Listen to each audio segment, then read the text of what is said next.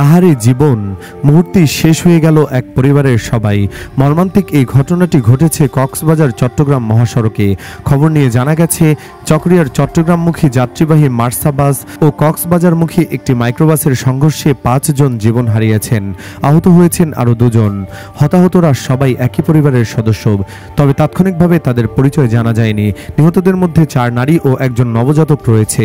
সকাল ৯টার দিকে চকরিয়ার ফাঁসিয়াখালী হাঁসের দিঘি সেনা ক্যাম্পের দক্ষিণে এই দুর্ঘটনা ঘটে। মালুমঘাট হাইওয়ে থানার ওসি মেহেদী হাসান বিষয়টি নিশ্চিত করেছেন। সেনাবাহিনী ও স্থানীয়রা আহতদের উদ্ধার করে চকরিয়ার বিভিন্ন হাসপাতালে পাঠিয়েছেন। এদিকে বাগেরহাটের রামপালে বিএনপির সমাবেশ থেকে বাড়ি ফেরার পথে সড়ক দুর্ঘটনায় দলটির ৩ কর্মী জীবন হারিয়েছে বলে জানা যায়। সন্ধ্যায় খুলনা মোংলা মহাসড়কের বেলাই ব্রিজ এলাকায় মর্মান্তিক এই দুর্ঘটনা ঘটে। নিহতরা হলেন রামপাল উপজেলার রাজননগর ইউনিয়ন বিএনপি কর্মী জমির ইজ্জাদার, মিজান ব্যাপারী ও হরিপদ রায়।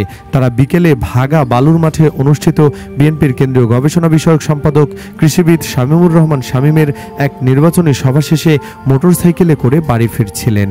প্রত্যক্ষদর্শীরা জানান, সন্ধ্যার দিকে বাবুরবাড়ি এলাকায় পৌঁছালে পেছন থেকে আসা একটি যাত্রীবাহী বাস তাদের মোটরসাইকেলে ধাক্কা দেয়।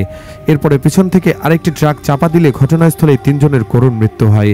এই ঘটনায় মোটরসাইকেলটি দুমড়ে মুচড়ে যায়। এদিকে সভা শেষে ফেরার পথে তাদের এই মর্মান্তিক মৃত্যুতে তাদের পরিবার ও স্থানীয় বিএনপি নেতাকর্মীদের মাঝে শোকের ছায়া নেমে এসেছে।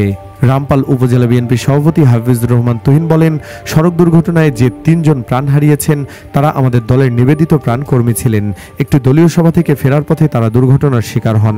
আমরা তাদের মৃত্যুতে গভীর শোক ও সমবেদনা প্রকাশ করছি। বিএনপির মিডিয়া সেলের ফেসবুক পেজে এই তথ্য প্রকাশ করা হয়েছে। ড্রাইভারের বেপরোয়াভাবে গাড়ি চালানোর জন্যই মহাসড়কে বাড়ছে মৃত্যুর হার। দর্শক, আপনিও কি তা মনে করেন? কমেন্ট বক্সে ইয়েস অথবা নো লিখে জানিয়ে দিন আপনার মূল্যবান মতামত। ভিডিওটি ভালো লাগলে লাইক ও শেয়ার করুন, আর আমাদের চ্যানেলে নতুন হলে সাবস্ক্রাইব করে সাথেই থাকুন। ধন্যবাদ।